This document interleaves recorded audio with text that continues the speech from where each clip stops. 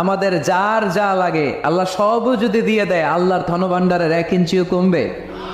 হাদিসে কুদসিতে আল্লাহ বললেন, লাউ আন্না আউওয়ালাকুম ওয়া আখিরাকুম ওয়া ইনসাকুম ওয়া জিন্নাকুম, পৃথিবীর সব জিন, পৃথিবীর সব মানুষ বিশাল মরুভূমিতে দাঁড়িয়ে যদি আমার কাছে চাইতে শুরু করে, আল্লাহ এটা দাও, ওটা দাও, ওটা দাও, আমি আল্লাহ তোমাদের সব চাহিদাও যদি মিটিয়ে দেই, আমি আল্লাহর ধনভাণ্ডারের 1 ইঞ্চিও কমবে না। এজন্য চাইব কার কাছে? বিপদে আপদে ভরসা করব কার কাছে? আর অবসরগুলোকে কাজে লাগানোর দরকার আছে না নাই? স্বাবলম্বী হওয়ার চেষ্টা করার দরকার আছে না নাই?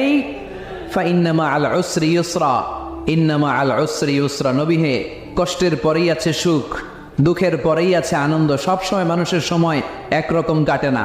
এজন্য আমরা তাওয়াক্কুল করতে চাই একজনের উপর, তিনি কে? এরপরে রব্বুল আলামিন বিশ্বনবীকে নেয়ামতের বর্ণনার ঘটনা